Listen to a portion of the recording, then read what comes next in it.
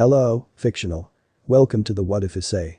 Today we are gonna see, what if Issei older twin sister was a fallen angel? Part 3.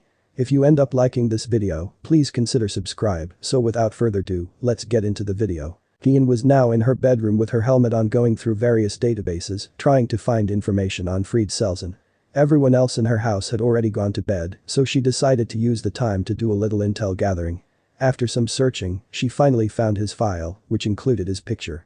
The picture was of a man in his late 20s with short white hair and red eyes. He was also smiling rather maniacally in his photo. Just looking at his photo made Kiyone uncomfortable. Alright, Fried Selzen, let's see who you are, you sick creep. Let's see, not much here. Raised in the church all his life, hailed as a prodigy by his peers, even becoming an exorcist by the time he was 13. Kiyone said to herself, sounding impressed. What she found next, she started to get suspicious. What the?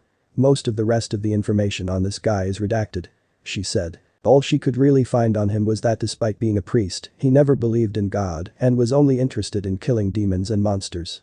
In fact, his report stated he killed them solely for his own sick pleasure. Now the one thing Kiyone knew, when someone's file is blackened out, either a person's activities are classified or someone is trying to hide something, and with what little she read, there is no way that this guy did top secret missions for the Vatican. Kiyone wondered what this guy did to make the Vatican want to cover up his history, but given this guy's photo, Kiyone wouldn't be surprised if this guy killed humans too. Kiyone cupped her chin and pondered in deep thought on what she had learned. She now knew what Fried Selzen looked like, but with most of his file redacted, she didn't know what this guy was capable of, but becoming an exorcist at 13, she deduced this guy had some skills. So knowing this, she wasn't going to take chances. When the time comes that she does encounter the stray priest, she needed to be on her guard and be ready for anything he would throw at her. With that in mind, she looked to her alarm clock and realized it was almost 1 in the morning. Surprised at what time it was, she took off her helmet and placed it back into her bracelet. After that, she let out a big yawn before she finally went to bed to prepare for the next day. 2 nights later, Issei was now biking to the location of his next request. The night before, he went with the rest of the orc to eliminate a stray devil that had taken residence in an abandoned building.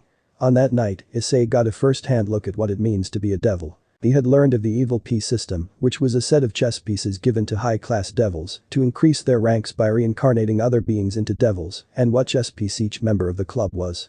When the stray devil was dead, however, Issei was shocked when his master told him that he was a pawn piece, basically the weakest piece on the chessboard. He was whining about it all the way to his client's home, but he was going to try his best not to let that interfere with his work. Besides, he still had a dream to become a harem king, and he was still going to show everyone that he had what it took. After some riding, he finally arrived at the house. He walked up and rang the doorbell. When no one answered, he tried the door and was surprised it was open. His curiosity getting the better of him, he opened the door of the house to investigate. Hello? Anyone home? He called out, but got no answer. The house was as quiet as a cemetery. The only bit of life in the house was a light that was on in the living room. Hello, I'm the devil sent here by Lady Gremory. Is anyone there? He called out, but like earlier, he got no answer. Once Issei stepped inside the house, he felt a chill run through his body. What the? It's that weird feeling again. Like when I met Asia the other day. He entered the house slowly and closed the door. Hello, is there anyone here? I'm coming in, he called out again as he approached the entryway for the living room. He looked inside and felt somewhat calm. Well, at least it was nice of them to set the mood, he said jokingly. He walked around and felt himself step in something wet. He looked at his shoe and brought it up for a closer look at what he stepped in. What the hell? The floor is all wet. He ran his hand on his shoe to wipe off the substance. He brought his hand to his face and was shocked when he saw familiar red liquid. Is this blood? He thought to himself. From the little bit of light in the room, he saw a pool of blood and followed where it was originating. Issei received the shock of his life when he saw a man, presumably the client he was supposed to meet tonight, Dean, and nailed to the wall. His body was riddled with slashes and stab wounds, not to mention words were scribbled on the wall he was pinned to in his blood. And from what Issei could see, his body was pale, showing he was completely drained of blood. Issei was on the verge of puking before he put his hand to his mouth. Holy shit. What happened here? Punish the wicked. Issei heard a new voice in the room and saw a young man with white hair and what looked like Clara clothing sitting on the sofa. Words to live by. Yes, wise advice to heed from a holy man. Haha. The man said before he turned around and looked at Issei with a twisted smile on his face.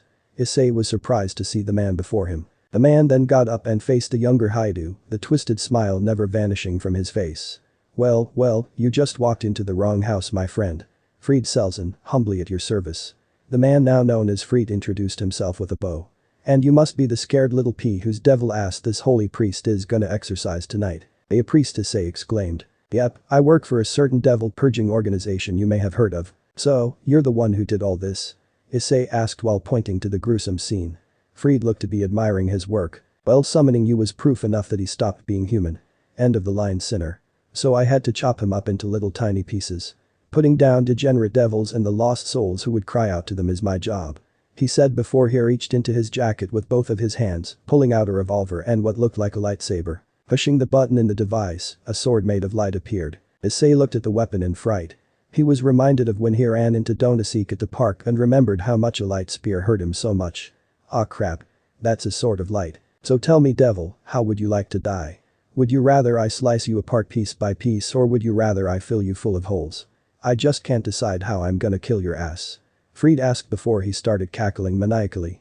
He then jumped towards Issei with the intent to kill the frightened newborn devil. Issei jumped out of the way at the last moment and tried to make a run for the front door to escape. Fried however wasn't going to let him get away. So he aimed his pistol at Issei and fired a light bullet at his leg. The bullet hit Issei and he hit the ground writhing in pain as he felt the light beginning to burn him. These bullets were blessed by an exorcist. Hope they taste good, scumbag. Ah, damn you. Issei retorted as he activated his sacred gear. If this psycho wasn't going to let Issei go, he would have to fight his way out. Fried however wasn't at all frightened at the sight of Issei's gauntlet. Ooh, looks like the little devil is angry now. The mad priest said in a mocking tone. Maybe it's high time I send you back to the abyss from whence you came. Issei then leaped towards Fried to try and get a hit in. Too slow. Fried said before he stepped to the side. He then slashed his sword across Issei's back, sending him back to the ground in agony once again. Fried just laughed at his pain. Oh, getting a guy all worked up and leave him half-cocked, that's no way for a lady treat a gentleman like myself. Fried mockingly added. He then raised his sword to finish him off until, Aye. The two heard a woman scream. They looked to the source, and Issei recognized the woman as Asia, the young nun he and his sister helped out the other day. Fried however just looked at her with an annoyed look. What the hell? Asia, what are you doing here? Are you done creating the barrier already? He asked with anger in his voice. Asia however did not answer him as she stared at the bloodbath in sheer horror. Father, what have you done? She asked terrified. Oh right, I forgot you're a newbie. Well then I guess it's time you learned. This is what the job is, my dear. We dispose of unfortunate people who have been bewitched by the evil devils. Asia then turned around and was shocked to see Issei on the floor with blood coming from his leg and back. Asia wondered why he was at the house. I say, I can't be. She asked. Asia, I can explain. Fried just looked at the two confused. What's going on here? Do you two know each other? Issei, what are you doing here? Issei just remained silent. He had no idea what to say. After a few more moments, he finally gave his answer to the confused nun. I'm here because I'm a devil, Asia. I'm sorry. He said as he turned his head, not wanting to look at her. Asia just looked at him shocked to her core. No way. That can't be true. Asia said trying not to believe what she was told. I'm sorry Asia. Issei apologized. I didn't mean to lie to you. I swear that I didn't. That's why I decided it would be best if I never saw you again. I'm sorry. Truly I am. He finished, still not making eye contact with her. Asia just covered her mouth at what Issei told her. Good heaven. But wait, Issei, if you're a devil, then does that mean your sister is one too? Issei became wide-eyed at the question and faced her. No. Asia, listen to me. Kiyone isn't a devil. I swear to you she's not. He said frantically. Hearing he had a sister made Fried gain a vulgar smile on his face.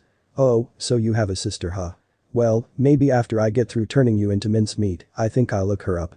Tell me, is she a virgin by chance? Fried asked vulgarly, making the younger Hyoudou twin to eye him with a death glare that would kill anyone 1,000 times over. Issei became angry at the thought of the psychotic priest viciously violating his sister. Now Issei wanted to kill him. You go anywhere near my sister, you sick son of a bitch, I swear to God I'll fucking kill you. Issei shouted as he tried to leap towards Fried again. However, as he got up, his bullet wound and slash wound acted up and he fell to the ground face first, groaning in pain. Fried just chucked heartlessly at Issei's attempt. Oh, what's wrong? Not feeling up to it? He asked in a mocking manner. Well then, how about we finish what we came here to do, shall we? He asked rhetorically as he raised his sword to deal the coup de grace to Issei, who just glared hatefully at the deranged lunatic before him. He stopped however when Asia ran in front of Issei and shielded him, which surprised him. You have got to be kidding me. Asia, what are you doing? Fried asked annoyed. Father, please, I'm begging you, don't do this. Please, show this man mercy and forgive him for his sins. Please, can't we just let him go, father? She pleaded to him with tears in her eyes. Fried, however, wasn't budging at her pleading. Asia, that thing isn't a man. It's a devil. Have you forgotten you made a pledge to defeat our enemy? It doesn't matter to me what he is. There's goodness in him, I just know it. I've met him and his sister and I know that they are both good people. Please, you can't just kill him. How could you actually believe the father would approve of all this? Fried began to growl, having grown tired of hearing her spout such nonsense. Grrrr, enough of this bullshit. Fried exclaimed as he slashed at Asia downward with sword of light, cutting her clothes down the middle, including her bra, exposing her breasts. This surprised her and she covered herself. This angered Issei greatly. You son of a, he tried to get up to help the nun, but like last time, his wounds kept him on the ground. You've lost your fucking mind. Fried exclaimed as he stuck his sword in the ground, holstered his pistol, and walked towards Asia angrily. What, are there maggots growing inside that stupid head of yours? He angrily grabbed Asia by the face and slammed her against the wall. Let her go, you creep. Issei exclaimed. You know, our fallen angel friend said I'm not supposed to hurt you, but I don't give a damn about that now. You know what happens to naughty girls, don't ya? He said with a twisted smile as he started squeezing her face, causing Asia great pain. He let go of her face and grabbed her wrists. He lifted them above her head and held them in place. Asia. Issei once again cried out and again tried to intervene, only to fall to the ground once again. Come now. Why shouldn't an upstanding priest do what he wants with a filthy tramp like you? That's not so wrong, is it? He asked rhetorically as he started violently groping Asia's breasts, again causing her pain. Please don't hurt me. Asia pleaded. Stop it now. Issei shouted, making Fried look at him. At this point, Issei forgot about his wounds and somehow found the strength to finally stand up, adrenaline and his own anger being a big help. Fried, however, still didn't take the boy seriously. Look boy, if you want to watch this go down, then you're gonna have to pay to watch the show. Nothing is free, you know. Fried responded with a vulgar grin. I'm not kidding around, you bastard. Let her go. Issei angrily demanded despite the pain. Well. Fried released Asia, who fell to the ground, and grabbed his sword. He then faced Issei with an evil and sadistic smile. You really think you can take me the way you are now? Well then, come over and try. Tap tap tap. Fried felt someone tapping on his shoulder. He looked behind him only to be greeted by a menacing black skull mask. Evening, Padre. Bam. Kiyone, in her black skull attire, immediately delivered a swift and powerful punch to the former priest's face, causing him to drop his sword and sending him flying across the room. Issei saw this and ducked to avoid being hit. Fried soon hit the wall hard and fell to the ground, groaning in pain. Heh, damn, I've been waiting to do that. Kiyone said in hearty tone while flexing her fist. Issei was shocked to his guardian angel standing before him. Even Asia was surprised at the new arrival. Whoa, Black Skull, Issei exclaimed surprised. Kiyone then shook her head in annoyance. You're hurt again. Honestly, Hyoudou, I can't turn my back on you for 5 minutes without you getting into trouble, can I? Hey, for the record, it's not like I go looking for trouble. If anything, it finds me. Issei retorted. Right, course it does. Anyway, Black Skull, what are you doing here? Well, aside from saving you again, I have some business with the good father here. Kiyone answered. Don't move, I'll be quick. With that, Kiyone walked past her downed brother and towards Fried, who was still writhing in pain from being punched in the face. Ah, son of a bitch. Alright, who the hell did that? Cuz when I find you, I'm gonna, he tried to say but was interrupted when Kiyone grabbed him by his collar and lifted him in the air. Kiyone then slammed him against the wall hard. Fried gritted his teeth in anger when he came face to face with the same skull mask from earlier. Fried Selson. You and I need to talk. Fried reached into his coat and pulled out his gun again and aimed it at Kiyone's head. Screw you, cocksucker. Before he could fire, Kiyone grabbed his wrist and twisted it, breaking Fried's wrist and causing him to drop his gun on the floor. You son of a. Kiyone then threw him to the middle of the room, where Fried crashed into the wood table that was there. She then materialized a Jericho in her hand and walked to Fried until she was standing over him. Kiyone then rolled him over and stomped on his chest to hold him down and aimed her gun at his head. Fried just looked at Kiyone with a hate-filled glare. Damn you, you cocksucking skank. Kiyone applied pressure to his chest at the comment, causing him to grunt in pain. Alright Selson, you have something I want. Why don't you make it easy on everyone and just hand it over? Do that and maybe I won't kill you. Something you want? And what might that be? The little birdie told me you keep a journal on your person. I'd like you to hand it over. Demanded Kiyone. Fried just laughed like it was some kind of joke. A journal? Wow. I don't know what's more stupid, the fact that someone told you that or the fact that you were actually fucking stupid enough to believe it, he mocked and went back to laughing like it was a joke. Bang. His laughing came to an end when Kiyone fired her pistol, the bullet missing his head by centimeters. I won't miss next time, you sick creep. The journal, now. Reed just glared hatefully at the disguised older Hyoudou twin. Alright. Alright. Fine. He then reached into the right side of his coat and pulled out a little black book. He then tossed it at Kiyone's chest, which then fell to the floor. There, happy now. Very. Kiyone responded before she bent down and pistol whipped the downed lunatic, knocking him out cold. Issei and Asia both winced at the scene. They didn't care who it was or where he came from, that had to hurt. Kiyone picked up the journal and pocketed it in her fatigues. She then dissipated the pistol and walked to her brother to check on him. Issei looked up to Kiyone with a relieved look on his face. You know, I never would have thought I would say this to a fallen angel Black Skull, but hot damn am I glad to see you. Are you alright, Hyoudou? She asked. I'll tell you this, I've definitely felt better. He answered flippantly. He chuckled briefly, but the pain from both of his wounds silenced him. Gah. Shit, this hurts. Try not to talk. You don't want to make your wounds any worse than they are. Let me help. I can heal Issei's wounds. Asia said, making the two look at her. Kiyone however shook her head. Won't be necessary, I just sent out a message. They should be here any moment now. Issei and Asia looked at Kiyone with questioned looks. A message? To who? Inquired Issei. His answer came in the form of a large red glowing magic circle with a seal of the Grimmery family. Out of the circle came 4 figures all wearing the Kuo Academy uniforms. 2 of the figures were a familiar blonde-haired pretty boy and red-headed devil. With them was a young lady around the same age as Ria's, with long black hair tied into a ponytail and held with an orange bow, violet eyes, and a bust that seemed larger than that of Ria's. The other was a petite girl with golden eyes and short white hair. These 2 girls were the other members of the orc, Akeno Himejima and Kaneko Taoju respectively. Oh dear, look at all this. Talk about a nasty mess. Akeno said lightly. Kaneko looked at the downed stray priest with a disdainful look on her face. TCH. An exorcist. Eyes. You came. Issei said to his clubmates happily. Kiba looked at Issei with a worried expression. Issei, are you alright? He asked before he saw Kiyone. And who's that? Before Issei could answer, Kiba saw the patch on her shoulders and immediately recognized it, causing his face to turn serious. That symbol. She's a fallen angel. Have you come to finish him off? Well, I won't let you. He declared as he materialized a sword in his hands. The other members of the club saw this, and they too got ready to fight the lone reincarnated fallen angel. Eyes, wait. She's cool. She's cool. Issei said frantically with a hand raised to stop the house from turning into a war zone. Everyone calm down. Believe me when I say that I mean none of you any harm. Riaz then stepped forward to face Kiyone. I'll believe that when I see it. She said as she crossed her arms under her bust. Now, identify yourself. My name is classified, but I go by the handle Black Skull. I'm a newly reincarnated fallen angel for the Grigori. I just started as a cleaner for the organization. The cleaner, huh? Isn't that the fancy way of saying you're an assassin? Kiba asked, still clutching his sword. Will you all just calm down? If I wanted to kill Hyoudou, why would I contact you guys to come and rescue him? Kiyone asked the orc rhetorically. They all looked at each other with questioned looks and thought about that for a few moments. After some time passed, they all calmed down. Very well, you do raise a good point. But be that as it may, you're still a fallen angel in my territory. I would like to know why you are here. State your purpose and it better be good. Ria said with a demanding tone. Look, well I would love to play 20 questions with all of you, I suggest you take Hyoudou and get him out of here. I sense some fallen angels approaching this place. Riaz, she's right, I sense fallen angels coming in fast. Kaneko confirmed. Very well, we will have this discussion later. But for now, Kiba, grab Issei. Right. Kiba said with a serious nod. He picked up Issei and slung his arm across his shoulders. Akeno, make us a portal. Right away.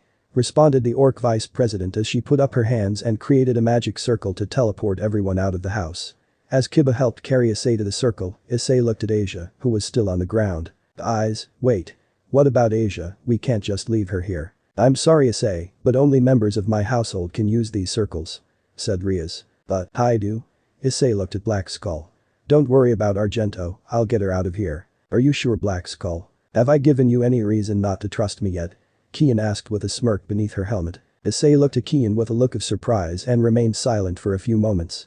After some time, he nodded his head seriously, showing that he trusted the masked fallen angel to get Asia to safety. With that, the orc went through the magic circle and within an instant, they were gone. Kiyone then walked to Asia until she was over her and bent down to be closer to her face. Asia looked at the disguised fallen angel, a hint of fear still etched on her face, not to mention her wands were shaking after what she witnessed Kiyone do to Fried earlier. "What are you going to do with me?" she asked frightfully. "Don't worry, I won't hurt you. I know you have questions, but they can wait for later. For now, I need you trust me." Kiyone then touched Asia's forehead and she was put to sleep. Kiyone picked Asia up and threw her over her shoulder and proceeded to the front door of the house. Before she left, she looked at Fried, who was still unconscious. She thought for a bit and thought maybe he has more information that could be useful. She then picked him up by his coat collar and carried the both of them out the house. Once she was outside, she sprouted her wings and took to the skies. Kiyone's first stop was Azazel's apartment to drop off Fried. He told her that he will have Elias have a little chat with him very soon. Kiyone was glad to hear that and soon took off to the Orc Club room, but not before asking Azazel for something to cover her up since her clothes were destroyed by Fried. Once she was in front of the building, she put her finger to Asia's forehead and woke her up. What? Where am I?" she asked as she looked around her to try and get a better idea. She looked up to the same masked stranger from the home. "Don't worry, you'll be safe here. Can you walk?" "I think so," Asia answered as Kiyone put her down. "Alright, come on," Kiyone commanded as the two went into the building. Inside, Issei's wounds were being tended to by Akeno after a healing session with Rias. He was shaking in fear and anticipation. He didn't want to leave Asia back there, but he had to trust Black Skull with keeping her safe. But he still couldn't shake off leaving her there. Rias soon stepped out after taking a shower and was wearing a towel. "Issei, you really shouldn't trust fallen angels so easily, especially one who is an assassin." Rias chastised her pawn. "Rias, I told you, this one saved my life twice now," he explained. "Look, I get that we're devils, and we and fallen angels are mortal enemies. I also know that it was a fallen angel who killed me in the first place. But come on. She saved my life twice.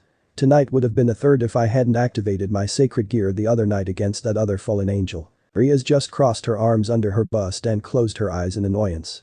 "Be that as it may, don't you believe it's a little odd that this particular fallen angel was right where you were at what seemed to be perfect timing?" she asked rhetorically. "Coincidence?" the pawn answered. His answer however was not enough to convince the other devils, which made Issei scoff. "Guys, come on. I'm telling you, Black Skull is not our enemy. She's on our side, I assure you." "Correction, she seems to be on your side, Issei. I still have no proof or guarantee that she is willing to ally with us. For all we know, she'll stab us in the back the first chance she gets." Issei scoffed at his master's statement. "Rias, Black Skull would never do that. All the times I was attacked by those other two fallen angels and that priest, she had every opportunity to kill me if she wanted to, but she didn't. She could have tried to kill all of you tonight when you met her. I mean, come on. Yesterday's enemies are tomorrow's friends, doesn't that mean anything to any of you?" "Well, that may be true, sweetie, remember that it goes both ways. Sometimes your allies today can become your enemies tomorrow." Akeno gave her own input. "Well, I don't believe Black Skull is the type to do it. I trust her, and you all should trust my judgment." Tiba stepped forward with his own input. "Issei, no one here is questioning your judgment.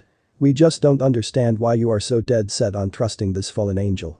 Everyone here has had their horrible experiences with fallen angels, you especially. I thought you would hate them all with a passion." "Tiba, trust me, I hate those black-winged bastards with every fiber of my being," Issei replied intensely. "But Black Skull, I don't know why, but something in my gut is telling me that I can trust her. I can't explain it, but I can tell she's not like the others. She's different." Hineko, who was on the opposite couch munching on a chocolate bar, just stared blankly at Issei. "Don't tell me you think you're starting to fall in love with her?" she asked bluntly, making Issei look at her wide-eyed. No, nothing like that," he answered quickly. "No, I mean whenever I was around her, it was like being around." Knock knock knock. Issei was interrupted when everyone in the club heard someone knocking on the door.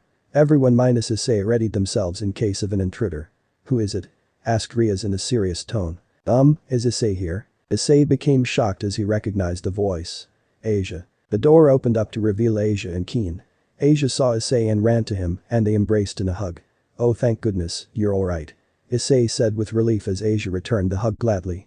She felt Issei wince in pain and let go of him. "Oh no, you're still hurt. Here, I'll help fix you right up," she said as she noticed the bandages wrapped around Issei's body and leg. She brought forth her sacred gear and started to heal Issei's wounds. Rias and the rest of the orc looked in curiosity at her power. Issei then looked to Kiyone and nodded his head to her. "Thanks, Black Skull. I guess I owe you one," he said gratefully, which made Kiyone smile under mask. Kiyone shook her head. "No, you don't. I told you you could trust me, Hyoudou," she replied before she looked to Rias. My apologies for bringing her here, but I figured this be the only place she would be safe. You know, normally I would never let anyone affiliated with the church into this building, but with that message you sent me earlier," she began before she eyed Asia for a moment before going back to Kiyone. "I suppose I can make an exception. For now anyway. I am glad to hear that. Now I suppose you have a few questions. Well, why don't we start with how you knew about this place?" Riaz said. "I sensed some strange power coming from Hyoudou when I first met him the night Raynare tried to kill him. I noticed it again when I saved him tonight as well. I managed to pick up the trail again and followed it here, and so here I am." Everyone looked at Issei, who just shrugged his shoulders in confusion. "Alright then, why were you at that house in the first place?" "I was there because I was looking for that stray priest. He had something I wanted." Kiyone then pulled out his journal from her fatigues and showed it to her and the rest of the club. "This journal, according to a reliable source, has what the fallen angels who are trespassing in this town have planned. From what I heard, it's something that involves forcibly removing someone's sacred gear." Everyone was shocked at the information. "Remove someone's sacred gear, how is that possible?" Kiba asked. "I don't know that yet and the journal is encoded. It will need to be deciphered in order to find out what they are planning." "Do you think you can decode it?" Akeno asked. "From what little I saw in the journal, it will take some time, but with the databases I have access to I should be able to crack it. With any luck, I should have an answer for you by tomorrow night. Which is good seeing as how it's the weekend, which will give me plenty of time to decode it," Kiyone affirmed. She then looked at the raven-haired club vice president curiously. "Is something wrong?" Akeno asked. Oh no. Sorry, you just never mind, it's nothing." Akeno just raised an eyebrow at the disguised fallen angel's answer, but decided to brush it off. "Well, if that's all the questions you have, I have a code to crack." With that, Kiyone turned to exit the building to start decoding the journal. "Before you go, Black Skull." Riaz called out. "Answer me this, why are you going so far to protect Issei?" That particular question hit Kiyone hard. She was silent for a moment, trying to think of an answer so as not to give away her identity. Everyone waited for what seemed like an eternity until she finally answered. "Because I promised that I would protect him. Plus these fallen angels made it personal for me. Let's just leave it at that." With that, Kiyone left the room and took to the sky once again. The next night, Issei was now sitting at his desk in his room doing some weekend homework. After Black Skull had dropped off Asia at the club building, Riaz decided that she would be safe in the club room, so for now she was staying there until they figure out what to do with her. As he was writing an answer to a question in his notebook, his cell phone started to ring. He picked it up to see who was calling and saw that it was an unknown number. "Hello?" he answered hesitantly. "Nice to see your face in an actual book instead of a porn magazine, Hyoudou." Issei was shocked at the voice on the other end of the line. "B Black Skull B but, how do you know what I'm doing? Better yet, how did you get my number?" "I told you already I have access to a wide network of information, getting your phone number was easy. But that's not why I'm calling. Listen to me, I managed to decode Selzin's journal, I know what Raynare and her cronies are up to, and where we can find them." "What, seriously? Well, what is it then?" Issei asked, completely ignoring wondering how Black Skull got his number. "Not over the phone. I can only assume you have the number of Grimory and the others, so here's what you do, once we're done, call them and tell them to meet up at the Occult Research Club building in 15 minutes, I'll explain everything there. See you then." Black Skull, wait Issei tried to say something, but then the line got cut off. Damn. Not wasting another minute, Issei pulled up his contacts and called Riaz. After a few rings, she picked up the other end. "Riaz, it's Issei. Listen, there's been a development." The Orc Club building, everyone in the Orc had gathered in the club room. Riaz sat at her desk while the rest along with Asia sat on the couches, while Kiyone was in front of everyone to brief them on what she found. With everyone gathered, it was time to get down to brass tacks. "Thank you all for coming. Good to see you all again," Kiyone said, trying to lighten the mood. "Don't try to butter us up, Black Skull. What have you found out?" Riaz said, not wanting to beat around the bush. "Straight to the point then, alright. Well, it took some doing, but I was finally able to decipher Selzin's code and figure out just what Raynare has planned." Hearing that surprised everyone present, minus Issei since he heard about it first. Raynare was planning a ritual that utilizes fallen angel technology and using it to extract a person's sacred gear. The intended victim being Asia Argento. She finished as she eyed Asia, who was horrified as she held onto Issei's arm. Everyone in the room was shocked at what they learned. "How and why the hell do the fallen angels have something like that?" Kiba asked. Azazel has no interest in fighting, let alone starting another great war. In fact, he wants to invest all his time in his hobby. Studying sacred gears. When I called him and asked him how the fallen angels had something like this, he told me that when he gained an interest in sacred gears, he wanted to study them thoroughly. So he went to the only fallen angel who was smart enough to develop a way to do so, an egghead in R&D named Gunter. He was the mastermind behind the whole project. So this Gunter made the ritual to extract a person's sacred gear? Inquired Issei. Kiyone nodded. However, when they tested it for the first time, well, they managed to acquire their sacred gear, it came at a too great a cost. That person died, didn't they? Riaz said, making Issei and Asia look at her shocked. That is correct, Gremory. But wait, why would they need to extract someone's sacred gear? Asked Issei. Pure blood devils, angels, and fallen angels can't be born with sacred gears, only humans can. Answered Kiyone, confusing Issei since he was a devil now. Kiyone already knew what he was going to ask and decided to jump in. And before you ask, technically, you were born a human, Hyoudou, so even though you were reincarnated, you still were born with a sacred gear within you. Issei was silent for a moment. Oh, well, that answers that. The younger twin said with an understanding tone. Anyway, when Azazel learned what happens to the person who had the sacred gear extracted, he himself banned it from use for good. Raynare learned about this ritual and eventually broke into R&D and stole it a couple weeks ago. It took Azazel that long to figure out what happened. Why would she steal something like this, anyway? Akeno asked. I managed to capture one of the fallen angels that went rogue with Raynare and handed her over for interrogation. We managed to get her talk and found out why she is doing this. Raynare basically idolizes Azazel and was willing to do anything to please him. She was pissed off because Azazel wasn't paying enough attention to her and wanted to, in her words, become the most powerful and beloved of all the fallen angels. Kiyone then eyed Asia again. I say having a sacred gear that can heal any injury and anyone, human or otherwise, is probably a great to accomplish that, and I guess she doesn't give a damn about what happens to Argento afterward. Asia continued to hold on to Issei for dear life. Issei patted her shoulder to calm her down. Everyone in the club room was silent for a moment. Then Akeno looked to her best friend. So what are you going to do about these fallen angels, Riaz? She asked. Riaz cupped her chin in deep thought. There's not much we can do. We can't instigate an attack against them without risk of reigniting another war. She answered. I figured you would say that, Gremory. Everyone looked at Kiyone. I talked to Azazel a while back and he told me that before Raynare went rogue, he was going to task her with monitoring Hyoudou to make sure his sacred gear remained inactive or to try and convince him to come to the fallen angel's side, should it be active. That is of course before he chose me to keep an eye on him instead. Needless to say she didn't take it very well. Kiyone then looked at a shocked Issei. Raynare said she killed you because of your sacred gear, but in truth she killed you because she was pissed off at Azazel for dissing her. She then went back to the rest of the club. In any event, as a result of her actions, she has been deemed a traitor and he has given you all permission to kill Raynare along with her conspirators without fear of retaliation from the Grigori. Everyone became wide-eyed at what Kiyone had just told them. They were basically given permission to hunt down the fallen angels and kill them without fear of retaliation. Riaz was a tad skeptical though. She wondered if this could be some kind of setup. And Azazel himself said we could do this. Kiyone nodded her head at the red-headed devil's query. He is the Governor General of the Fallen Angels, as well as head of the Grigori. His word is basically law. She then pulled out a cell phone, brought up the message, and gave it to Kiba to show she wasn't lying. If you don't believe me, here is the message he sent me today. If that isn't good enough, I can have him notarize the message and have him sign it himself. Kiba looked at the phone and read the message. After reading it, he looked at his club president. Riaz, it's all here. He is basically giving us the go-ahead to attack them. He said before he handed the phone back to Kiyone. Just one problem though. Where are they hiding out? Asked Issei. They're hiding out at the abandoned church on the hill. Kiyone answered, making everyone look at her surprised. But knowing that is going to come at a price. Riaz looked at Kiyone with an irked expression. And what exactly is it that you want from us, Black Skull? I want to come with you. What these traitors did, this isn't just business, it's personal for me. It will only be for this one job, I'll even do it free of charge. Riaz thought about the disguised assassin's offer.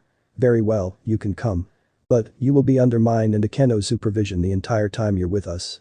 Is that understood? Still don't trust me enough, Gremory? Kiyone asked with a smirk. You're a fallen angel.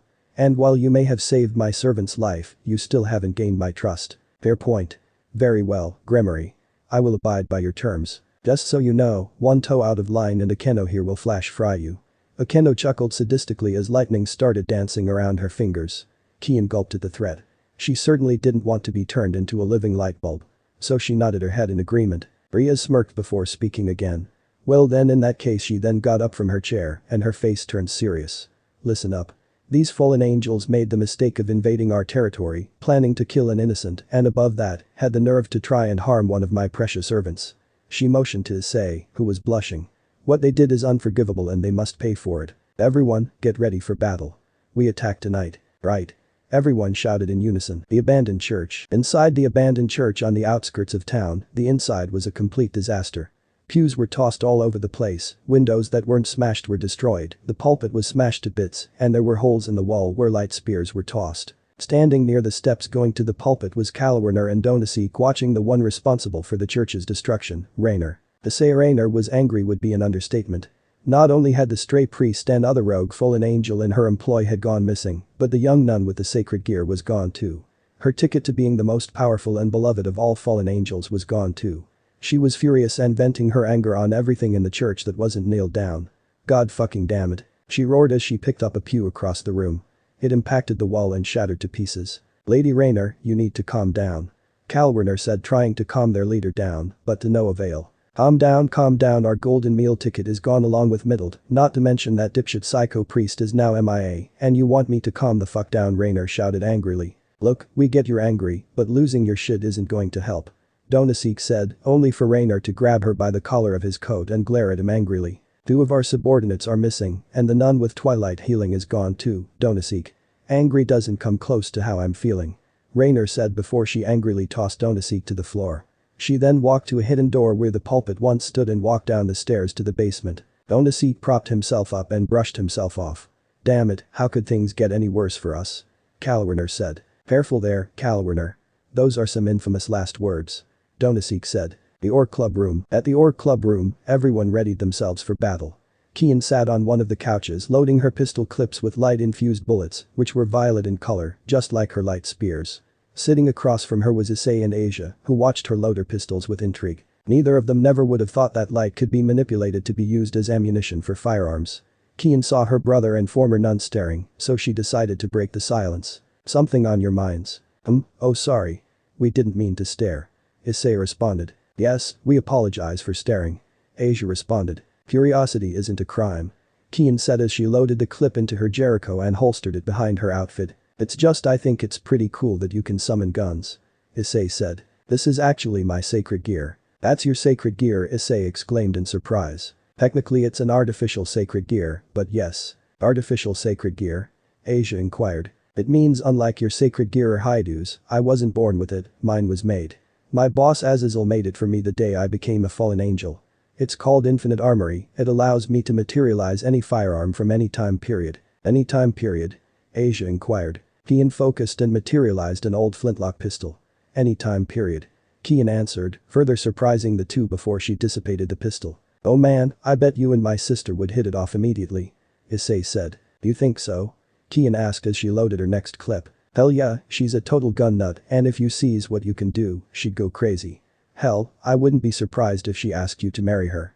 Issei joked with a slight chuckle. I see. Kiyone was a little irked at that comment. She knew she was a gun nut, but she didn't like it when her brother just said it out loud. It was always a source of annoyance with her. Well, I think it's also pretty amazing that light itself can be made into bullets. Asia said. I didn't think it was possible. Be around long enough, Argento, you'd be surprised at what you can do with the abilities you have. It's all a matter of being creative. Kiyone explained. Believe it or not, I didn't think it was possible either until Azazel pitched the idea. It was pretty hard to do it at first. Took me a good few months to get it just right. Issei seemed intrigued at what Kiyone told him. He then brought up his left hand and summoned his sacred gear. He took a long look at it and wondered what kind of possibilities his sacred gear had if he trained enough. But then he remembered being told that his sacred gear is common and considered the weakest sacred gear out there. At this point, Riaz came up to the three as she had to tell Issei an important ability of being a pawn. Issei. Riaz addressed the boy. Before we go, there is something you should know. What is it? You may think that a pawn is the weakest chess piece, but that's not true by any means. She said as she sat on her desk. Do you remember when I told you my evil pieces have the same attributes as their chess characters? Yeah, but so what? What can a stupid pawn do? In this game, quite a lot actually. Riaz answered. If a pawn advances deep enough into enemy territory, it can be promoted to any other piece besides the king. So does that mean eventually, I can have all the powers of everyone else? Precisely, Hyoudou. Kiyone jumped in. But that's only if Grimoire declares a place to be enemy territory. Like say an abandoned church used as a base by some rogue fallen angels. Yes, exactly as she said. Top marks for you, Black Skull. Riaz replied, albeit a bit annoyed. The disguised fallen angel assassin jumped in on her explanation. Now then Issei, let's talk about your sacred gear. My sacred gear? Oh yeah, Black Skull told me about it the other night. Issei replied. She said it was called the Hand of the Dragon and that it doubles my power. But she also told me it's one of the weakest ones out here. He said sadly. Riaz then softly and kindly cupped one of his cheeks, making him look at her with a blush. Don't let that get you down. Any sacred gear works in direct correlation to the current feelings of its owner. Or to put it another way, the stronger those feelings are, the more powerful your sacred gear will be. She explained sweetly. Issei was taken aback at the explanation. Oh, that's pretty cool. Awesome. For a moment, Issei felt happy. Despite the fact that he had a weak sacred gear, hearing that it will grow stronger given time gave him some comfort. Riaz, we're ready to go when you are. Kiba announced. Wait. Said Asia. I want to go with you. Hearing that greatly surprised everyone. Issei looked at the former nun with a conflicted expression. That's not a good idea, Asia. Issei said. This could get very dangerous. The fallen angels are still after you. You could end up captured or hurt or worse. Asia flinched a little at the thought of either being captured or killed by the fallen angels, but she was firm. I know, but I want to be there for you if you get hurt. You risked your life to help me, and now I want to do the same. Please, let me come with you. Issei was silent. He didn't know what to say. He turned to Kiyone. I would have to agree with it being dangerous, but it's not my decision to make. It's your call, Hyoudou. She said. Issei looked back to Asia and thought hard. Well, alright. You can come with us. Asia smiled at his answer. But, you stay close to me and do as I say. If I tell you to hide or run, you do it, no questions asked. You got that? Issei added with authority in his voice, making Asia nod her head. After Riaz formulated a plan of attack, the orc plus Kiyone and Asia would split into two groups. Riaz, Akeno and Kiyone would approach the church from the front to hopefully draw out the fallen angels and maybe some stray priests if there were any, while Issei, Asia, Kiba and Kaneko would sneak into the church and take out any remaining fallen angels and priests. Riaz, Akeno and Kiyone were now walking through the forest to the church while Issei and the others hid near the entrance of the church, awaiting a signal to go in. As the three girls approached the church, someone called out to them. Well. Looks like we got some rats. It was Kiyone who was sitting on a branch with Donasik standing on her right on the same branch. That long, beautiful red hair. No doubt about it, you're the heiress of the House of Gremory, aren't you? I never would have thought we would have to meet like this. Donasik said politely. He then noticed the same masked fallen angel who stopped him from killing Issei. Black Skull. What are you doing here and with them of all people? He asked with a raised eyebrow. Aside from tearing you two a new asshole for going after Hyoudou, I got a message from Azazel for you and that will bitch you call your boss. Kiyone replied. And what message would that be? Asked Kiyone. Daddy's turned on the porch light. Time to come home. So, are you two gonna come quietly or are things going to get ugly? Ha! Do you expect us to believe that Lord Azazel sent just one fallen angel and a newborn at that to try and take us back? That's a laugh. Kiyone retorted before she burst out laughing. You know you really shouldn't laugh and underestimate your opponents. Riaz said, making Kiyone stop laughing. Indeed. Added Akeno. Something like will come back to bite you in the butt. Shut up you filthy devil scum. Kiyone spat. They're right, Kiyone. Donasik said, making Kiyone glare at him. No matter the opponent, never underestimate them. And I'm sorry to say Lady Gremory, if you think adding one of our own will give you an edge, you're sorely mistaken. You see, we brought our own friends into the mix. He snapped his fingers, and suddenly, 24 stray priests came out of hiding from behind the trees, all armed with swords of light. Donasik and Kiyone then jumped from the branch and landed in front of the stray priests and brought forth their own light spears, ready to do battle with the three unwelcome intruders. Seeing this didn't deter any of them. As a matter of fact, they were all grinning confidently at what stood before them. Well, looks like the gang's all here. Akeno said lightly with a smile. She then looked to Riaz, who nodded her head. Already knowing what she meant, Akeno then cast a spell and within an instant, she was out of her school uniform and now donned a white and red traditional Maiko outfit. She then made a few hand signs, and soon the area around them was surrounded by a barrier, surprising the fallen angels and priests. The barrier, Donasik exclaimed. Catching my prey in a cage gets me so hot. Akeno said in a rather sultry tone as lightning danced around her frame. Kiyone looked at the three with a hateful gaze. You filthy scum, this was your plan the whole time. Yep, and I'm gonna take a whole lot of pleasure out of watching all of you squirm in pain. Hope you're into S&M, Akeno replied, making the two enemy fallen angels and stray priests look at her in disgust. End of the line for all of you. Riaz added confidently. Kiyone brought out her Jericho pistol she loaded and holstered back at the club room and took aim at Donasek, Raynare, and the priests. "Enough talk, let's get this show on the road," she said. "Yes, enough standing around," one of the priests shouted as he raised his light sword. "Let's kill these heathens now." He then charged towards the two devils and reborn fallen angel as they took their battle stances. But Issei and his group, Issei, Kiba, Kaneko, and Asia were now hiding behind some trees near the church. The plan Rias came up with was that she, Akeno, and Kiyone would draw out some of the fallen angels and stray priests out of the church to distract them while they would go in and take of the remaining threats. Right now they were waiting for the signal to move into the church. Issei just looked at the church and couldn't help but feel like he wanted to jump out of his skin. "Oh man, just being near this place is making my skin crawl," Issei said uncomfortably. "Yeah, I know what you mean. But not to worry, I can sense only one fallen angel inside." "Looks like Ria's plan to thin out their numbers really worked," Kiba said. Hearing that made Issei smile. "Yeah, and with you guys with me, taking that bitch down should be a piece of cake. Don't get ahead of yourself, Issei. Even with the three of us, we need to watch ourselves. A single fallen angel will still be able to kill all three of us." Issei flinched at the thought of being killed. And odds are the fallen angel inside was the one who left him for dead in the park. His hands began to shake horribly. Issei then felt someone grip his hand, making him stop shaking. He looked and saw it was Asia. "Don't worry, Issei, I'm right here with you just like you have been for me," she said reassuringly. Issei smiled at the former nun and used his free hand to rub her head. "Exactly what I needed. Thanks, Asia," he said gratefully. Bang bang bang. The four then heard gunshots ringing in the air. "Guess that's the signal. Let's go," Kiba said. The four then headed for the entrance to the church. Once they were at the door, Kaneko stood directly in front of it. "Kaneko, if you would." He gestured to the petite girl, who nodded her head. "Knock, knock," she said in a monotone voice as she kicked the doors hard, causing them to fly off their hinges and slam on the ground. The inside of the church was trashed, but that didn't deter them. The quartet then entered the church, their guards up in case of an ambush. Well. Looks like the rats crawled out of their hole. "Ooh, and you even brought little Asia with you," came a cruel and familiar voice that Issei and Asia recognized all too well. They looked to the stairway leading to the pulpit to find Raynare sitting on one of the steps, looking like she had been waiting for them.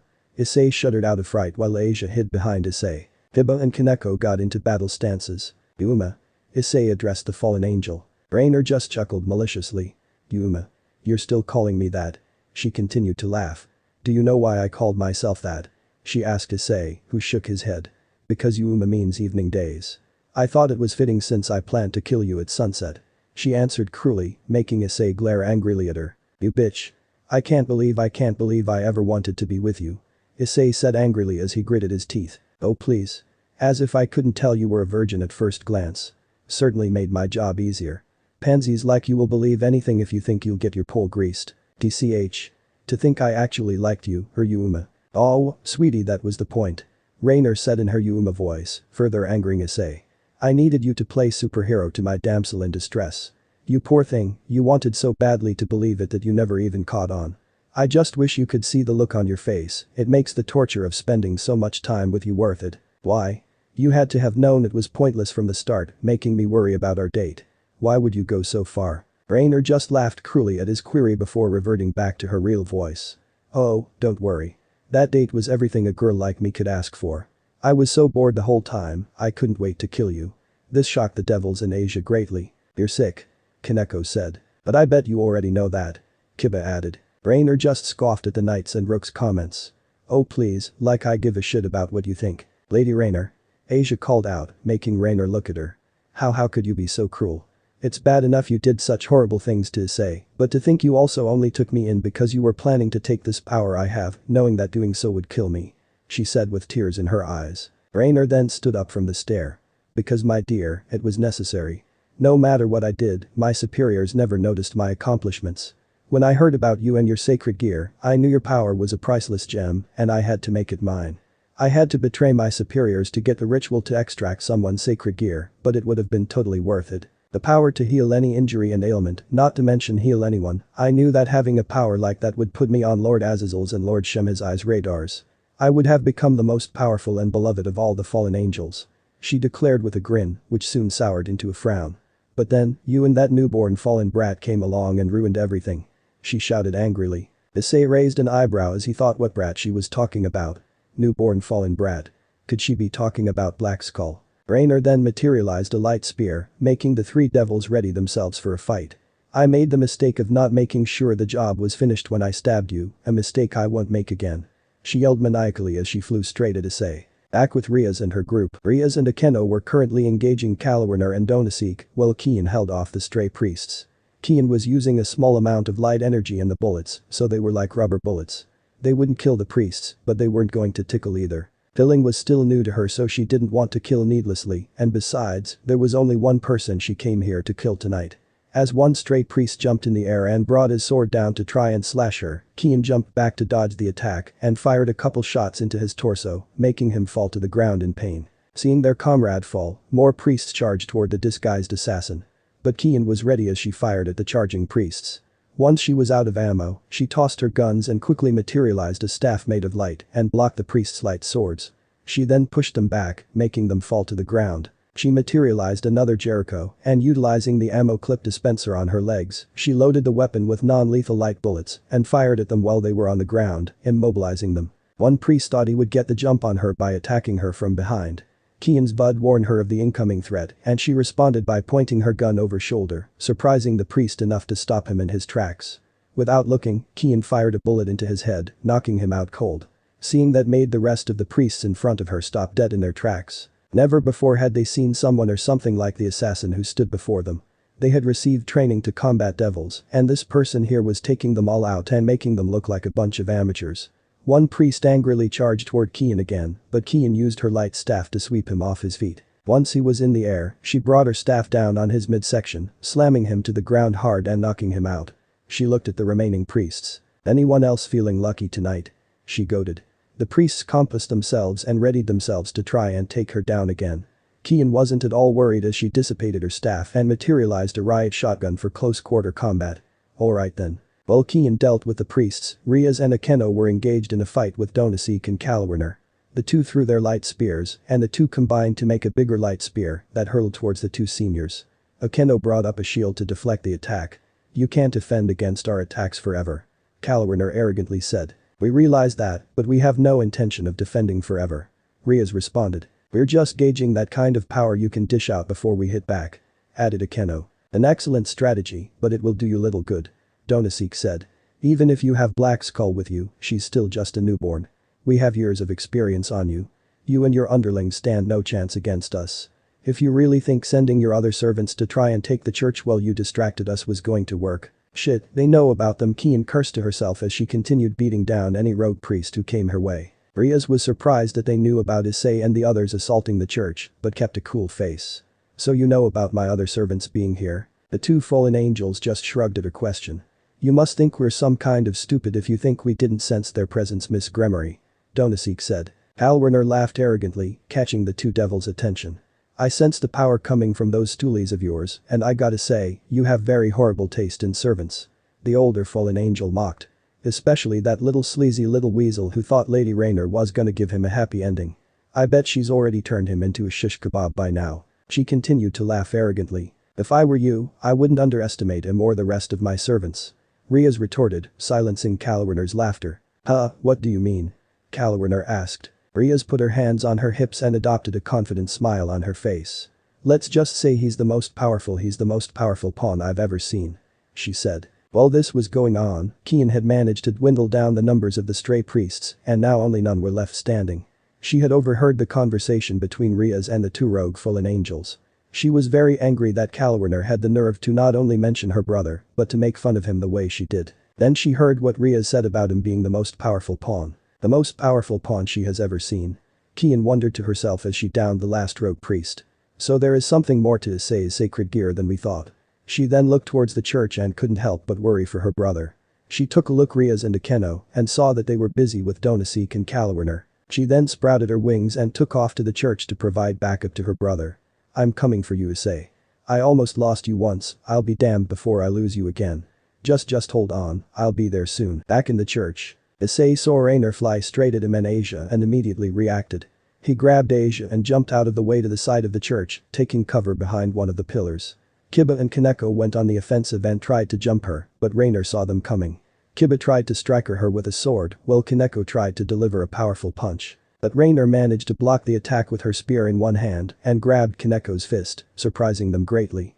Raynare then parried Kiba's sword, making him stagger, and then used Kaneko like a flail and slammed her into the blonde knight, sending the both of them flying to the other side of the chapel. Raynare just laughed cruelly at their efforts. Is that really all you losers got? Rats, and here I thought I was gonna work up a sweat. So much for that. She said arrogantly. Back with Issei and Asia, Issei put Asia behind one of the pillars. Stay here and don't move. Issei commanded as he went back out to confront Raynare. Raynare noticed his presence as he activated his sacred gear.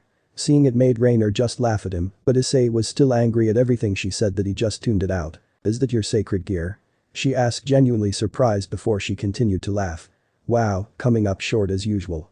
You know, when Raynare said you were alive somehow and activated your sacred gear, I thought it would be something intimidating, so much for that. If you really think you can take me on with that, you're even dumber than I thought. Seriously, you might as well be fighting me with sticks and stones. Are you gonna keep on talking, bitch? Issei asked. Boost. The jewel on Issei's gauntlet shouted. Or are you gonna fight? Raynare became very agitated at the question and was now ready to gut Issei like a trout. You're an idiot if you think you can take me on with that tiny thing. She exclaimed as she threw the spear she materialized earlier. Promotion. Rook. Issei shouted as he put his arms in front of himself as the spear drew closer. Upon contact, the spear hit a barrier of Grimoire family sigils, shattering to pieces. My turn. Promotion. Knight. Soon Issei took off in a burst of speed towards the rogue fallen angel. Issei tried to punch Raynare, but Raynare managed to fly out of the way and was now floating in midair, ever still laughing at Issei's efforts. Wow, just when I thought my opinion of you couldn't get any worse, you get reincarnated as a devil and pawn to freaking boot. Gahahaha, my god, this is just too rich. Raynare soon got the wind knocked out of her when she got hit with a pew thrown by Kaneko. She turned around to see the white-haired rook and glared hatefully at her. Suck it. Kaneko barked. With her distracted again, Issei jumped into the air and grabbed Raynare by the back of her head, surprising her greatly. Issei then brought her down to the ground and smashed her face into the floor, causing it to crack. Issei then jumped back. You're really easily distracted, you know that? He asked facetiously. Raynare got back up and just brushed herself off like it was nothing, but deep down was seething in anger at having been hit by some lower class trash like them. So you managed to get a few good licks in, so what? It still doesn't change that you're all gonna die here like the pathetic little worms you are. And after I get done with you, I'll go ahead and extract little Asia's sacred gear. Nothing is going to stop me from obtaining her power. I'll be beloved. I will become the most powerful of all the fallen angels, and I'm finally going to make all those who screwed me over finally pay. She then lunged at Issei again and brought down her spear. This time Kiba jumped back in and blocked her attack, which surprised her. Sorry, but I think it's time I get a crack at you. He said confidently. Raynare was at first angry that the blonde knight blocked her attack and stopped her from killing Issei, but it soon turned into an arrogant grin. If you think you have what it takes to take me on, pretty boy, then bring it. They soon engaged in sword battle. They seemed to deadlocked, but Raynare still sported an arrogant grin. Ha, is this really the best you can do? Not even close. Kiba responded, not losing his smile. Suddenly, the sword he was wielding suddenly became enveloped in a shadow, and the shadow started to absorb the light from Raynare's light spear, causing it to begin shrinking. Raynare was shocked at what was happening to her weapon. What the hell is this? It's called the Holy Eraser. It's a sword of darkness that devours light. Kiba answered. As the light spear was dwindling down in size, Kiba materialized another sword and slashed horizontally at her stomach. Raynare managed to jump back in time to avoid a fatal blow, but Kiba managed to give her a small cut on her stomach. Seeing her wound made her very angry as she glared hatefully at Kiba, who was soon joined by Issei and Kaneko. A bit of advice, you shouldn't underestimate your opponents. It will ultimately come back to bite you in the butt. He said playfully. Brah. I will not be humiliated by a bunch of low-class trash like all of you. Raynare shouted as she took flight once again. The three devils prepared themselves for whatever the rogue fallen angel had planned. She materialized a light spear and put nearly 3 times the amount of her power than her other one and threw it to the ground towards them. As the spear hit the ground, a violent explosion. Issei and the others tried to brace themselves from the shockwave, but it proved too powerful as it sent all of them flying to the other side of the church. Issei tried to get up, but Raynare was soon in front of him. She violently grabbed his face and threw him to the other side. She materialized another spear and took aim at Issei.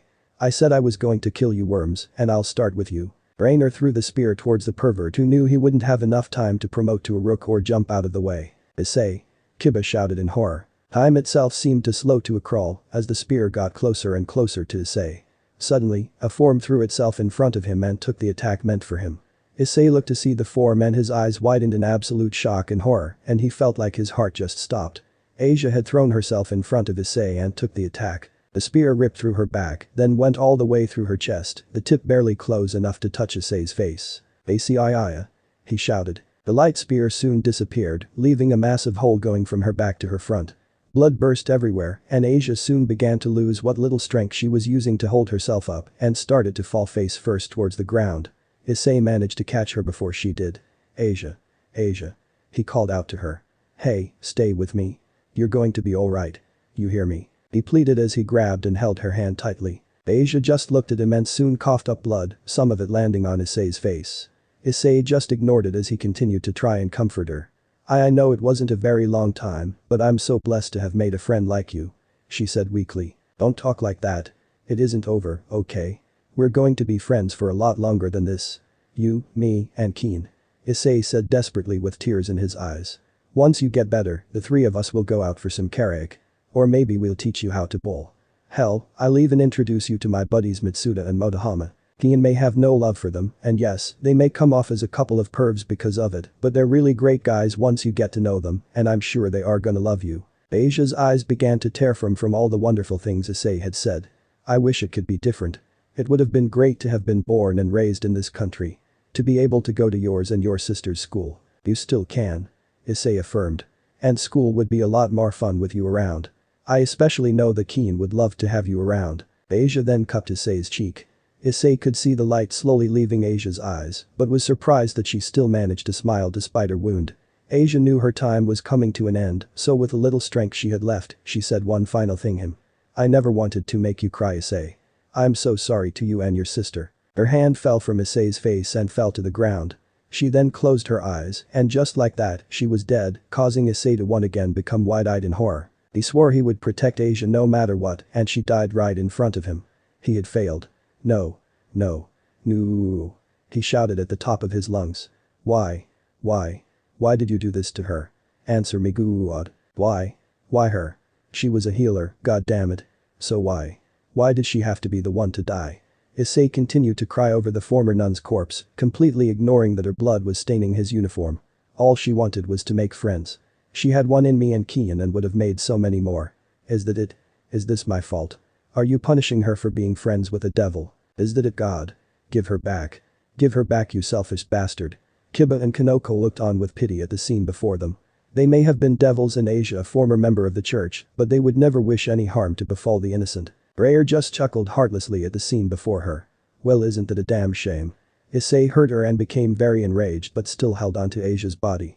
Not to mention a devil asking for forgiveness in a church.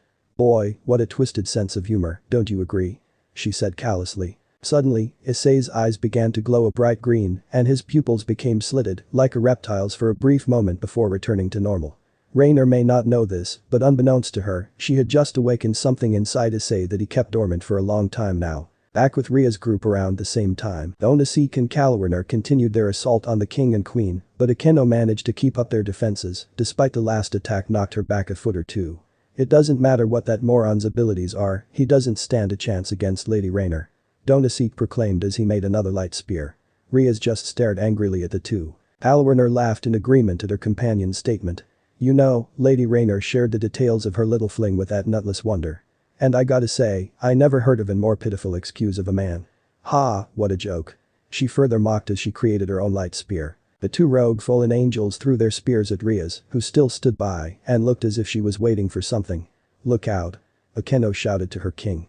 As the two light spear combined into one and neared the red-headed devil, suddenly Rias burst into bright red light, surprising the two fallen angels greatly. She deflected at Raynare exclaimed in shock. "He's not a joke," Rias declared, her hair overshadowing her eyes. "No one laughs at my servants." She continued to glow brighter and brighter, frightening the rogues. "Oh, look what you did now," Akeno said jokingly. "Maybe it wasn't such a good idea to taunt her like that. Whoopsie on you." As Rias was about to unleash her attack, suddenly the barrier that surrounded the area suddenly dissipated, shocking everyone. "What the?" Rias exclaimed, she then looked to Akeno, who looked to be just as stumped as she was. While they were distracted, Onisik saw an ample opportunity to kill Rias, and he took it. He materialized another light spear and threw at Rias. Just as Akeno was about to defend her, another blue light spear appeared out of nowhere and intercepted Donaseek's light spear. Where did that come from?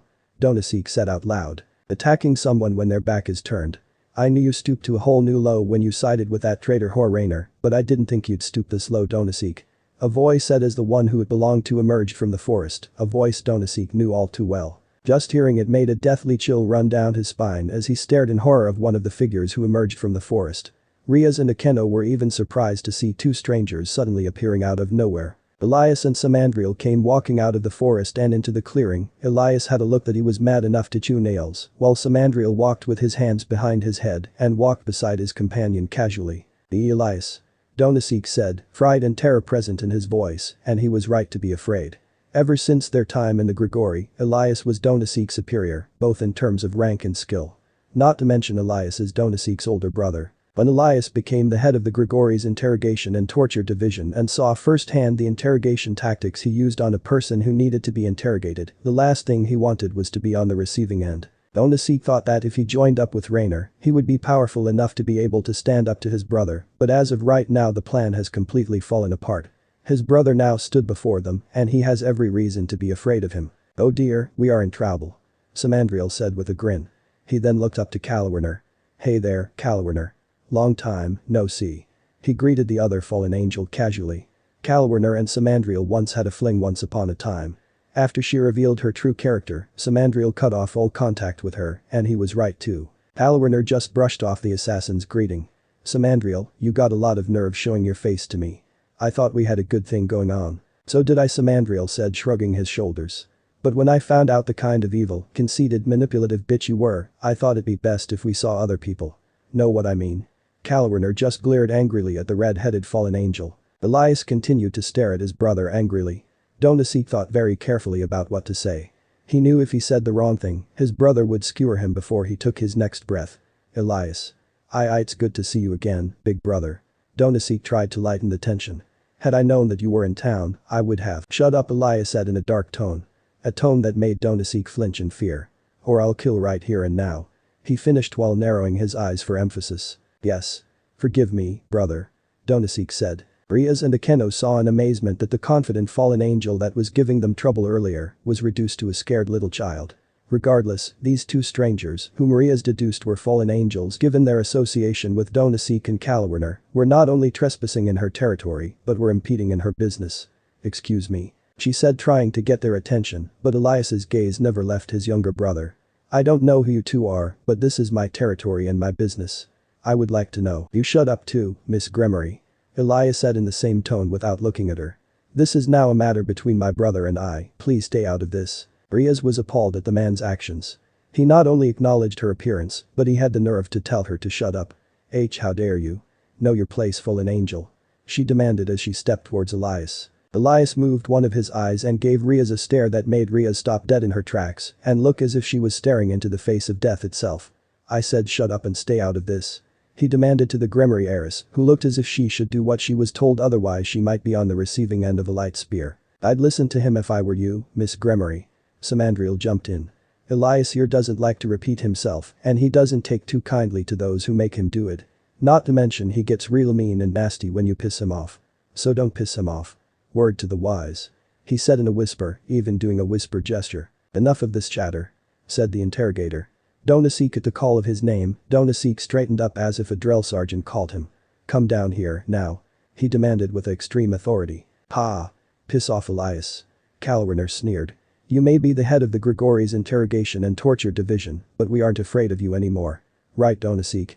She asked her companion, but got no answer, making her look at him. Donaseek, right. Her answer came in the form of Donaseek floating down to the ground and walking towards his brother, shocking her greatly. Wah, Donaseek, what are you doing? Sorry, Kiyone, but I'm more afraid of him than I am of your Lady Raynare. He responded as he continued walking towards Elias. Kiyone just gritted her teeth angrily at her companion. You coward. She yelled. Donaseek now stood before his brother, who still had an angry scowl on his face. I'm sorry. He tried to apologize. Elias responded by punching him square into his left jaw, knocking him to ground unconscious and knocking his hat off. Save it for your court-martial, traitor. He chided. Elias then pulled out some handcuffs with Angel warding on them from his pocket and restrained his brother. After he restrained Donaseek, he looked to Kalawiner again. Alright, you two Kalawiner. Come here, now. He demanded in the same tone he gave his brother. Kalawiner just glared angrily at him. You're done ordering me around, you sadistic fuck. She declared as she formed a light spear. You really think you can defeat me? Won't know unless I try. She responded. Elias gritted his teeth angrily at her arrogance. This low-class traitorous whore thought she could take him on equal grounds. You arrogant little pissant. When I get done with you, he then felt a hand on his shoulder and turned to see his companion. Hey Elias, why don't you take your bro and head back to Lord Azazel for interrogation? I'll take Kalawiner. He offered. After all, you're gonna need your strength and need a cool and level head to get what we need out of him, don't ya? Elias was silent for a moment. He wanted nothing more than to gut Kalawiner himself, but Samandriel did bring up a valid point. He'll need his energy for when he interrogates his brother alongside Azazel. Very well, I'll leave her to you. But don't take too long, I may need you for later. Elias responded, to which Samandriel nodded his head. Elias then went to his brother, threw him over his shoulder and flew off back to the hideout. Samandriel materialized a red knife made of light in his left hand and pointed towards his former lover. So we doing this or what? Your funeral, worm. Kalawiner replied as she shot towards Samandriel. As she thrust her spear forward to skewer him, Samandriel used his knife to parry the attack, which knocked her off balance. Samandriel then materialized a light spear in his free hand and thrust it into Kalawiner's stomach. Kalawiner spat out blood from the wound. Samandriel then dissipated the spear and grabbed her head to make her look at him. He then placed a blade on her neck and without saying a word, slit her throat. Blood erupted from Kalawiner's neck and sprayed all over Samandriel. After a few more moments, she was completely drained of her blood. Seeing the lifelessness in her eyes, Samandriel tossed her to the ground. He looked at her with the utmost pity. A shame. I really thought you'd be one of the good ones. He said to the corpse. Riaz and Akeno watched the scene in absolute awe. They were only trying to distract them, but even then were having trouble holding them off. But then, all of a sudden these two strangers show up and manage to get one to stand down without a fight and gutted the other one like trout without breaking a sweat. The two devils had to be careful, one of them may be gone, but the other one looked like he could kill them before they even got the next word out. One thing was for sure, this was definitely one well-trained killing machine. Samandriel looked at the two girls, who readied themselves in case he wanted to fight them too. Ah, calm down you two. If I wanted to kill you, I would have done so already. He said putting a hand up. Then why don't you? Riaz asked. 2 reasons. First, we were only here for the two traitors and would rather avoid any unnecessary confrontation if at all possible. And second, I know better than to attack one of the devils who not only rules this territory, but also happens to be the little sister of one of the 4 great Satans. We may be many things, Miss Gremory, but fallen angels aren't stupid. That's a difference of opinion. Akeno retorted. Someone like you really want to be saying something like that, little girl? Samandriel retorted back, silencing Akeno. Didn't think so. So then why are you and that other man here, aside from dealing with these two troublemakers? Riaz asked. I'm glad you asked. I have a tad bit of information from my boss that I think you find quite interesting. Riaz and Akeno were wide-eyed in surprise and eagerly awaited what it was the red-haired fallen angel had to offer. Back at the church, Issei continued to hold Asia's lifeless corpse, while Raynare continued to mock him and the now-dead girl. You realize it would never work, right? Her having friends, I mean. What do you mean by that? Issei asked angrily as he gently put Asia's body on the ground and turned to face Raynare. Why couldn't she have friends? All she did was help people, she didn't deserve any of this. Unfortunately for those who have a sacred gear, this is their fate. Their destiny. Raynare responded. That is such bullshit. All Asia wanted to do was live a normal peaceful life. Out of the question. Why? Because humans don't have the ability to survive in their world with a sacred gear. Raynare explained. Even if they choose to use their power for good, they are seen as different and would be tortured out of fear. That would never have happened. I was her friend, I could have protected her from any of that. I would never have let anyone hurt her. She's fucking dead, you moron. Stone cold dead and you're whining about protecting her. Do you realize how psychotic you sound? You wouldn't have been able to save her back then and you can't save her now. Issei gritted his teeth to the point that his teeth would break from the pressure, he was so angry. Then, Raynare put the final nail in her coffin with her next statement. Hey, I hear you have a sister. Issei's eyes widened in anger at the mention of Kiyone. You know what, since I couldn't get Asia's power, I'm still pretty pissed off. Maybe after I kill you and your friends, I'll go after her next and kill her too, just for hell of it. Raynare started to cackle like a madwoman. Issei was silent for a few moments. Kiba and Kaneko didn't know what to expect when Raynare had the nerve to not only mention Issei's sister, but threaten her as well. They prepared themselves for what came next. You bitch. Issei roared angrily as he was enveloped in bright red and green energy as his gauntlet began to glow brightly. The power surge was enough to knock Raynare back into one of the pillars. She stared in shock at the power Issei was pouring out. Boost boost boost boost boost boost boost boost boost. The voice boomed from the gauntlet. What the hell kind of power is this? Raynare asked, astonished and shocked. How dare you? How dare you? How dare you? Issei angrily shouted at Raynare. You already took Asia, I'll be damned before I ever let you touch my sister. Suddenly, the gauntlet on Issei's began to change. Instead of only covering the top portion of his hand, it now covered his entire hand, and the gauntlet extended to his elbow and was now different in appearance. It was still red with a green jewel with golden spikes on the side, but it looked more dragon-like in appearance. Explosion. The new gauntlet shouted as a bright green energy erupted from the jewel. Raynare continued to stare in disbelief at what she was seeing. Even Kiba and Kaneko were astounded at the power Issei was displaying right now. This energy, it's at least second level. No way. His sacred gear should be nowhere near this strong. It's just a double critical. She exclaimed as she took a step back in fear of the boy's newfound power. Raynare materialized another light spear and threw it at Issei. Issei just backhanded the attack with his gauntlet, shocking the three present. How the hell do you have this power? Issei just glared angrily at Raynare. Don't know, but if I can use this power to kick your ass, I don't care where it came from. Issei then dashed towards Raynare. Raynare tried to fly away, but Issei managed to grab her ankle and held her tightly, scaring the now terrified fallen angel further. Where do you think you're going, bitch? Issei then slammed Raynare to the ground on her back and then brought her back and slammed her on her front. Raynare groaned in agony. Issei then walked up and slammed his foot down on her back to keep her from getting up. He then grabbed her wings tightly. No, wait. What are you doing? Raynare asked, terrified. You seem very fond of your wings, Yuma. Very attached to them. Issei said in a slight sadistic tone as he started tugging on them, chuckling in the same sadistic tone. Raynare already knew what he was thinking of doing. No, please don't. She begged, a look of pure terror adorned her face, and tears began to fall from her eyes. You're a fallen angel, right? Well, in my opinion, if you've fallen, then you don't need these anymore. Issei then pulled on the wings with all his might and pulled them right out of Raynare. Raynare screamed in agony as she felt her wings being torn from her back. Blood began spurting everywhere from the open wounds. Kiba and Kaneko looked on in horror at what they were seeing. They may hold no love for fallen angels, but to see something so brutal and ruthless be done on one of them, they couldn't help but pity Raynare. Not to mention it was done by Issei's hand. They knew Issei was a pervert, but they never would have thought he was capable of such violence. Kaneko, are you seeing this? Kiba asked the petite rook with a trembling voice. Seeing, still working on believing.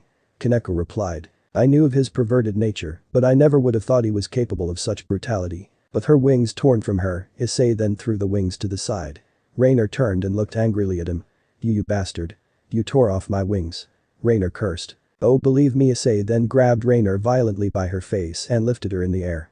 That was nothing compared to what comes next. Issei then threw her towards one of the pillars and she slammed against it. With blinding speed, Issei was now in front of her again.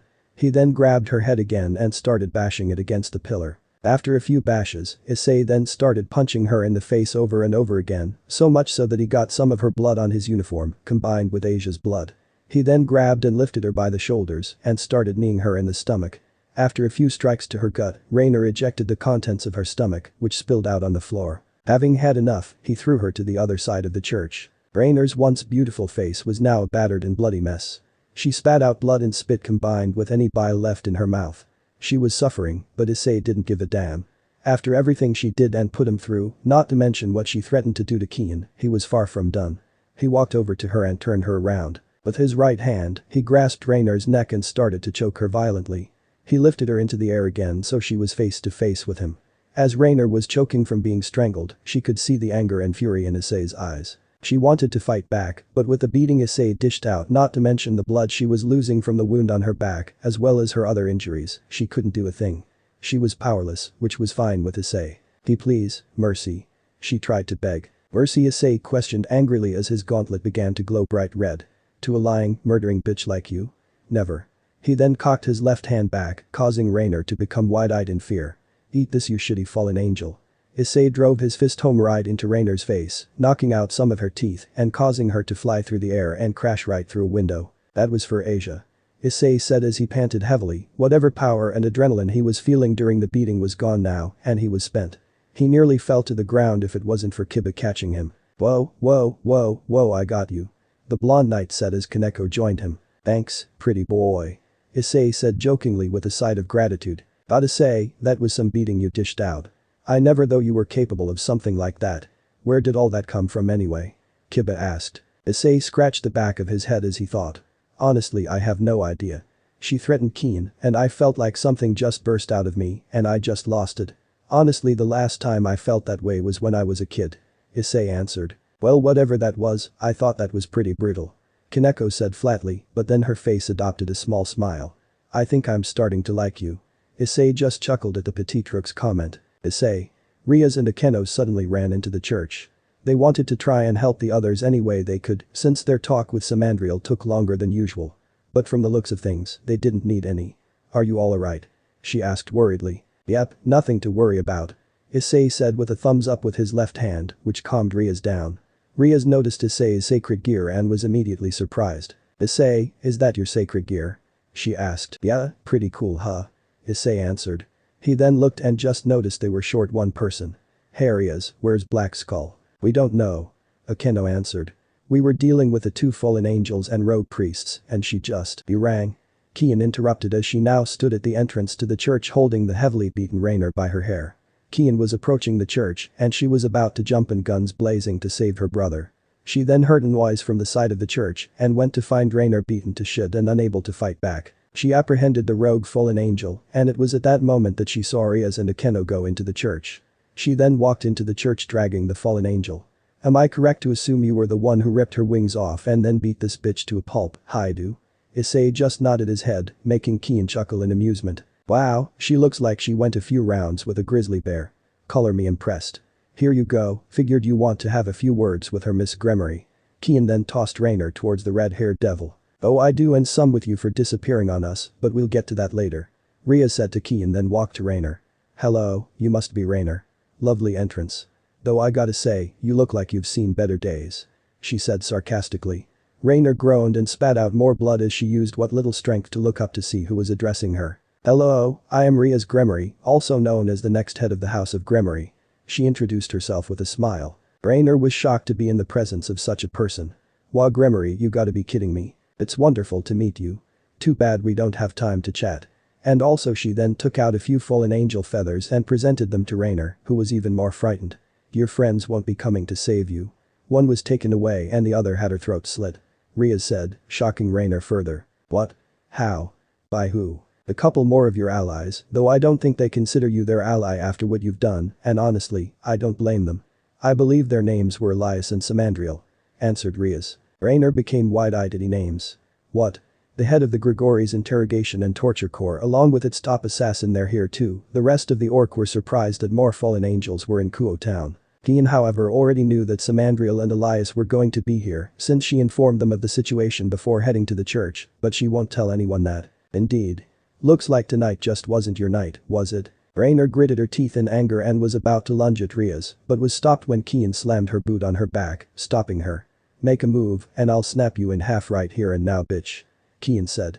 Kiyone then looked towards her brother and noticed his sacred gear had changed, widening her eyes in surprise.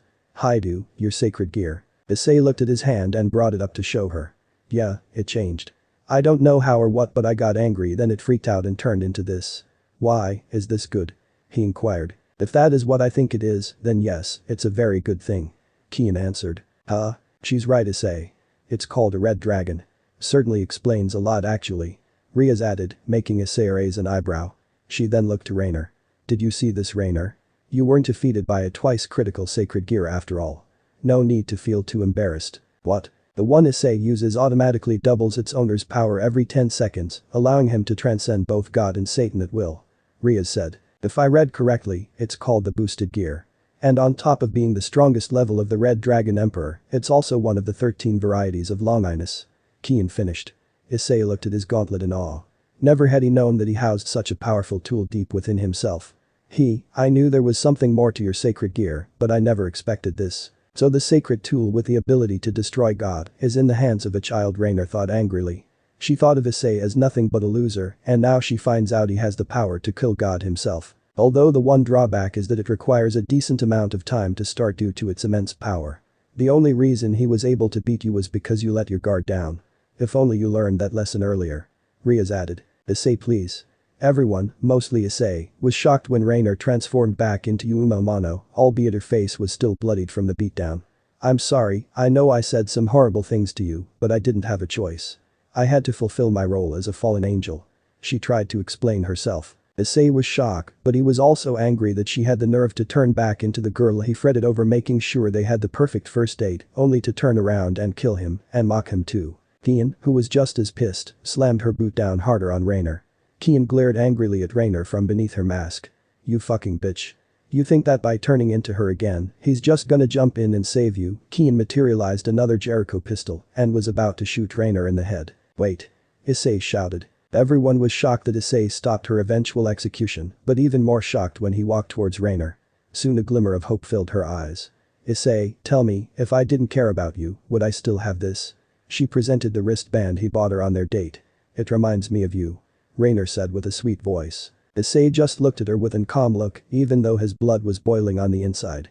You wouldn't let them hurt me, would you, Issei? Issei bent down to her level and then grabbed her arm violently, causing her to wince in pain. He then grabbed the wristband and took it off of her. You got some nerve to show me this thing, and even more nerve showing that face to me again. Issei said angrily. Issei, no please.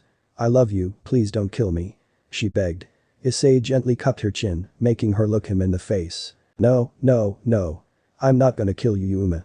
She is. He pointed to Black Skull. Black Skull, blow her damn brains out. I never want to see her face or hear anything come from this lying bitch's mouth ever again.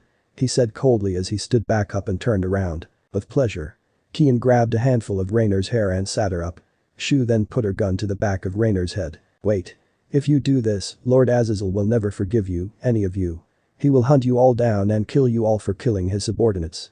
Raynare reverted back to her real voice as she struggled to break free. That's not gonna happen. Kiyone said, shocking Raynare. You forget that your two flunkies were taken out by Elias and Samandriel. If you think anyone is coming to avenge you, you're just plain stupid. Besides, Azazel was the one who put a hit on you and your little entourage in the first place. In fact, he gave Grimory and her peerage the go-ahead to attack you. He knew what you did and he doesn't take kindly to those who steal from him or make a fool out of him. Plus Kiyone pulled the hammer back on her pistol. This is also for me, for everything you've done. What? She shouted in shock as Kiyone pulled her hair harder and pressed her pistol hard to the back of Raynare's head. Raynare was now scared shitless as the gun was now directly at the back of her head. No wait. Please. Not here. Not like this. Time to die. Bang. The light bullet went completely through her head, leaving a hole that went completely through her head and killing her instantly. The insides of her head blew out onto the floor, some landing near Issei's feet. Kiyone then let her go and she fell to the ground. Not having enough, she aimed at the dead body and unloaded the entire magazine into Raynare's body. Riaz and the others were appalled by the violence. Even Issei, whose back was still turned, winced as each shot exited the firearm and entered into Raynare's body. She may have been an enemy, but this was just overkill, but no one dared stop her for fear she would turn her gun on them too. After emptying the pistol, evident when pulling the trigger resulted in the pistol clicking and producing no bullets, Kiyone stared hatefully at the bullet-riddled body. Blood for blood. Your debt is paid. Kiyone said as she dissipated the gun. Well, I have to say that was a tad excessive, even if she was an enemy. Riaz said. Like I said, she made it personal for me. She got what was coming and in the end she died as she lived, a spineless coward. No argument there. In any event, I believe I owe you a lecture. Riaz said in a stern voice. I believe I told you to stay close to me and Akeno. Why did you go running off to the church? I'm sorry, I sensed something in the church and ran to investigate it. Kiyone answered. You know Black Skull, for not following the conditions of our agreement, normally I would let Akeno have her way with you for your insubordination, but given the fact that you and your two comrades helped rid my territory of these parasites, I suppose I'll just let you off with a warning. But only this once. Kiyone smiled briefly. Well, as much as I want to stick around, I believe our business is concluded, Miss Grimory. I hope to hear from you again. Though I sincerely doubt you will, Black Skull.